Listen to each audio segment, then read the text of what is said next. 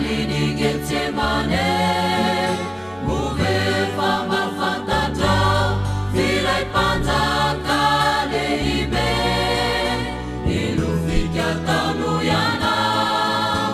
Ialini Getsemane, tsy voavidy fahasaroby ilay fadialany tao, no lay fanavotana soa hoanao.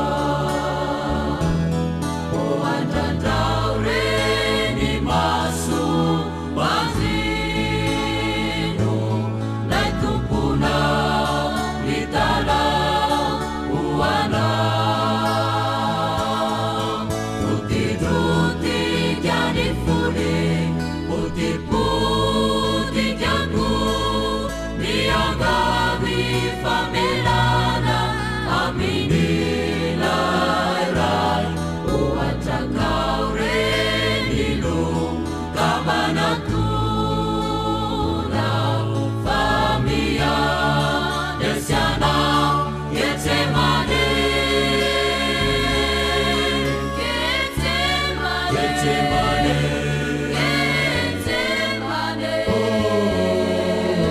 Getsemane, Getsemane, jadiloko.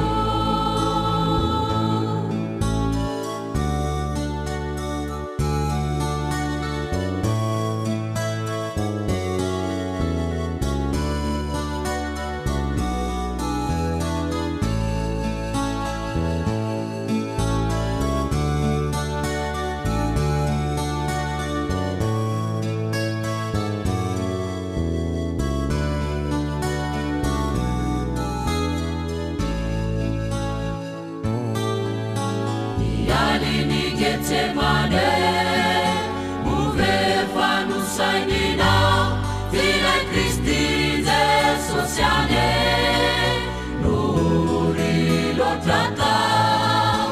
Ialini Getsemane, niaretany tompony fisikapoka manidikio, no lay fanavotana soa hoanao. Hoandrandrao reny maso manjino, lay tomponao mitalao hoanao. Rotirotika ny fony, potipotikako miangavy famelana amin'ilay ray. Ohatrakao reny lo ka manatonao fa miandesy anao Getsemane. Getsemane, Getsemane, Getsemane, Getsemane, Getsemane, jadiloko.